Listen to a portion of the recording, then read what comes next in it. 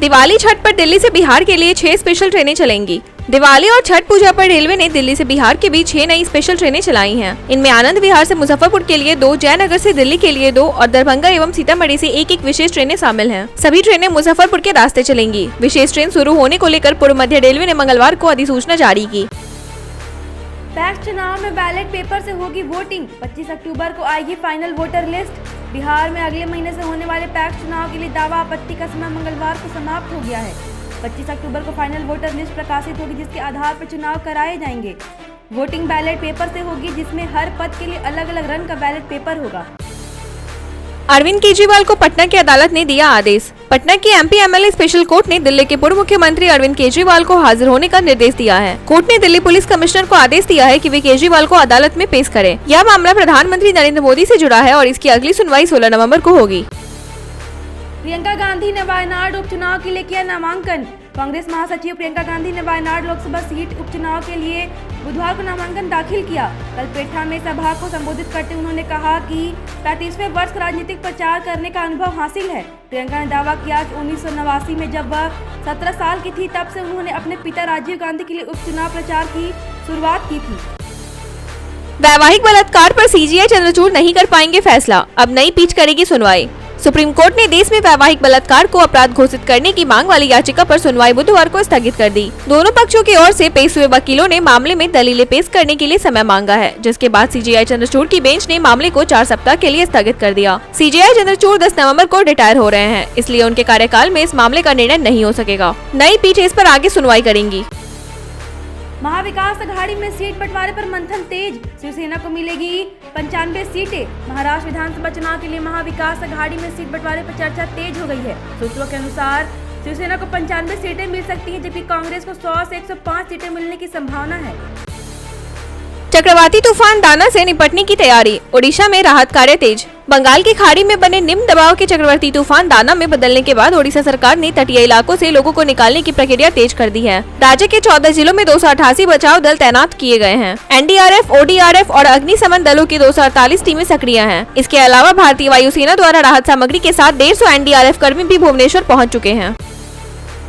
सुप्रिया सुले का अजित पवार पर कटाक्ष, कहा दिल्ली जाना पसंद नहीं था।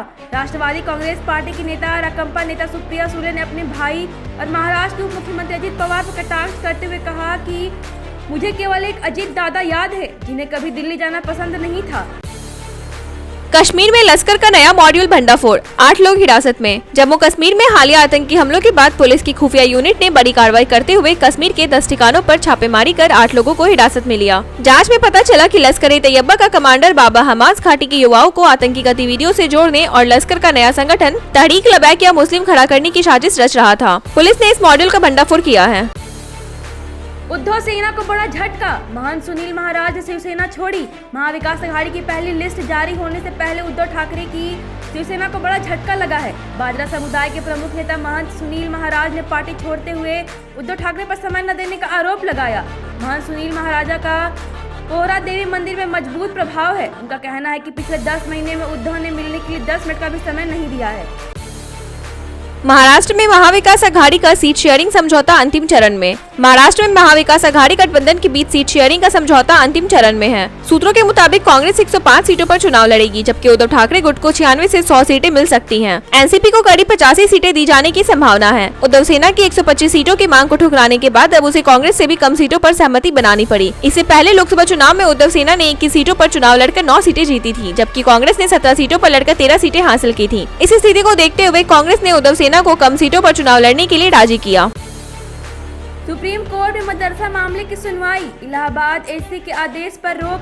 सुप्रीम कोर्ट ने मदरसा मामले में इलाहाबाद हाई कोर्ट के आदेश पर रोक लगा दी है और अपना फैसला सुरक्षित रख लिया है। यूपी के सीएम योगी आदित्यनाथ ने मदरसा कानून खत्म करने पर आपत्ति जताई, जबकि उच्च न्यायालय ने मदरसा कानून को धर्मनिरपेक्षता के सिद्धांत का उल्लंघन बताया था। सुप्रीम कोर्ट में शरद पवार गुट की याचिका पर 24 को सुनवाई। सुप्रीम कोर्ट ने शरद पवार के नेतृत्व वाली एनसीपी की याचिका पर 24 अक्टूबर को सुनवाई का आदेश दिया है, जिसमें अजित पवार गुट द्वारा घड़ी चुनाव चिन्ह के इस्तेमाल पर आपत्ति जताई गई है। जस्टिस सूर्यकांत और जस्टिस उज्जवल भुइयां की पीठ ने मामले को तत्काल सूचीबद्ध करने का निर्देश दिया। शरद पवार गुट के वकील ने बताया कि यह मामला पहले 22 अक्टूबर को सूचीबद्ध होना था। पीठ ने इसे 24 अक्टूबर को सुनवाई के लिए सूचीबद्ध करने का निर्देश दिया। महाराष्ट्र में एनडीए गठबंधन में सीट बंटवारे का गतिरोध खत्म। महाराष्ट्र में विपक्षी महाविकास अघाड़ी गठबंधन में सीट बंटवारे का गतिरोध समाप्त हो गया है।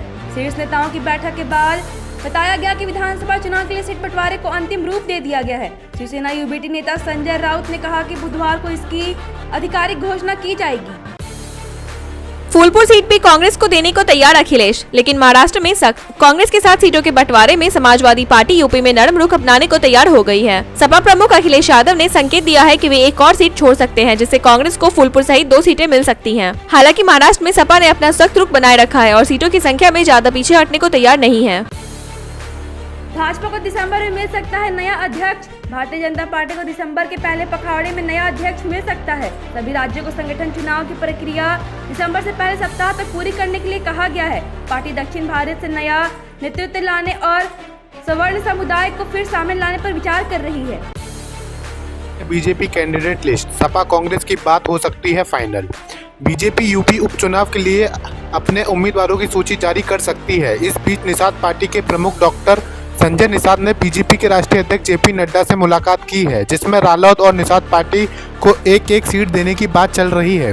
वहीं सपा और कांग्रेस के बीच सीट शेयरिंग का मुद्दा भी फाइनल हो सकता है। सपा प्रमुख अखिलेश यादव ने कांग्रेस को एक अतिरिक्त सीट देने का संकेत दिया है। यूपी में 9 विधानसभा सीटों पर उपचुनाव के लिए 13 नवंबर को मतदान होगा, जबकि नामांकन की अंतिम तारीख 25 अक्टूबर है। अयोध्या में रिश्वतखोरी का मामला आया सामने। सीबीआई ने जेई और मेट को रंगे हाथ पकड़ा। अयोध्या कैंट छावनी परिषद के जेई अमित द्विवेदी और मेट विजय कुमार को सीबीआई की एंटी करप्शन टीम ने 10,000 रुपए की रिश्वत लेते रंगे हाथ गिरफ्तार किया। बुधवार को सीबीआई ने जेई के घर पर छापेमारी की, कई दस्तावेज कब्जे में लिए। श्री राम मौलवी पर धार्मिक नारा लगाने का दबाव, आरोपी गिरफ्तार। गाजियाबाद की पंसिल वेलिंगटन सोसाइटी में मौलवी मोहम्मद आलमगीर से बदसलूकी का आरोप लगाते हुए थाने में शिकायत दर्ज कराई। मौलवी ने बताया कि मंगलवार को लिफ्ट में एक व्यक्ति ने उन्हें रोककर जय श्री राम का नारा लगाने का दबाव डाला। पुलिस ने आरोपी मनोज गिरफ्तार कर लिया है। आलमगीर सोसाइटी में बच्चों को उर्दू पढ़ाने जाते हैं। प्रदूषण से राहत को कृत्रिम बारिश कराई जाए, दिल्ली सरकार की केंद्र से डिमांड। दिल्ली में वायु प्रदूषण का स्तर लगातार बढ़ रहा है, जहां कई इलाकों में AQI 400 के करीब पहुंच गया है। पर्यावरण मंत्री गोपाल राय ने केंद्र सरकार से कृत्रिम बारिश कराने की मांग की है। सिविल डिफेंस और होम गार्ड के लिए नया प्लान, बोले अमित शाह। सिविल डिफेंस और होम गार्ड जवानों के लिए केंद्र की मोदी सरकार अब नया प्लान बना रही है। शाह ने कहा कि मोदी सरकार अगले 4 महीनों में होमगार्ड्स और सिविल डिफेंस के चार्टर में समयानुकाल परिवर्तन के साथ कई नई बातें जोड़कर इसे और अधिक प्रासंगिक और उपयोगी बनाने का प्रयास करेगी। हम इस कदम के माध्यम से इन दोनों संगठनों में एक नई चेतना और जान लाने की काम करेंगे। उन्होंने कहा, प्रधानमंत्री नरेंद्र मोदी ने देशवासियों के सामने 2047 तक भारत को एक पूर्ण विकसित राष्ट्र बनाने का संकल्प रखा है। झामुमो ने स्टार प्रचारकों की सूची में 38 नेताओं को शामिल किया। झारखंड मुक्ति मोर्चा ने मुख्य निर्वाचन आयुक्त को 38 नेताओं की संशोधित सूची सौंपी, जिसमें उन्हें स्टार प्रचारकों के रूप में मान्यता देने का आग्रह किया। हेमंत सोरेन का बड़ा ऐलान, गरीबों को मिलेंगे 1-1 लाख रुपए।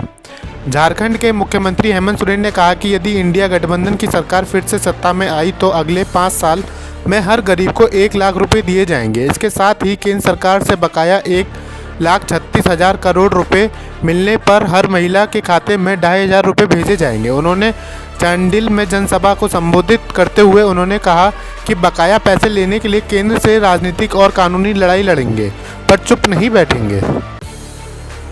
झारखंड चुनाव में कांग्रेस का ओबीसी कार्ड, 21 प्रत्याशियों में 7 ओबीसी 7 आदिवासी। झारखंड विधानसभा चुनाव के लिए कांग्रेस ने अपनी पहली सूची में 21 प्रत्याशियों में से 7 को ओवैसी और 7 को आदिवासी कोटे में उम्मीदवार बनाया है। में बम धमकी मिलने पर भड़की केंद्र सरकार, एक्स पर लगाई फटकार।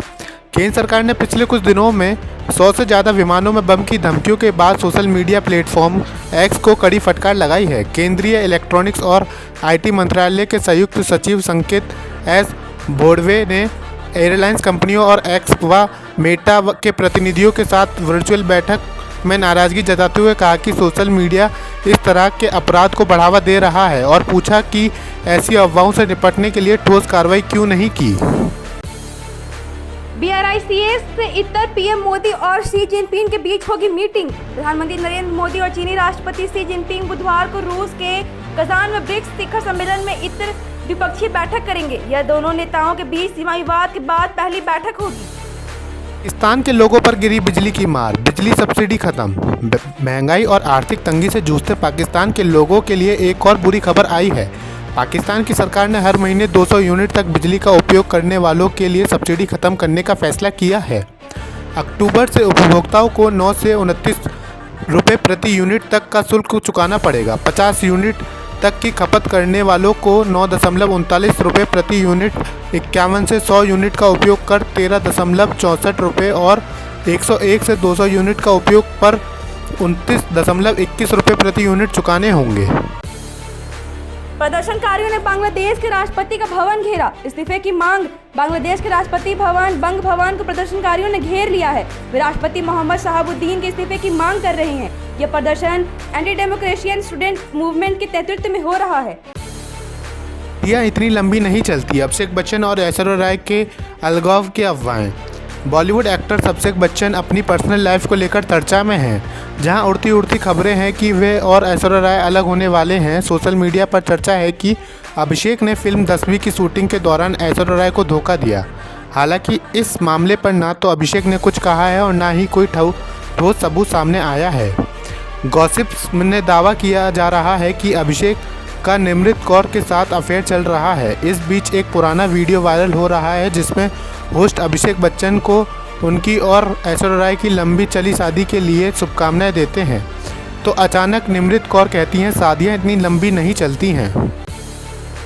ऋषभ पंत ने आईसीसी टेस्ट रैंकिंग में विराट कोहली को पछाड़ा। इंटरनेशनल क्रिकेट काउंसिल ने बुधवार को टेस्ट प्लेयर्स की ताजा रैंकिंग जारी की।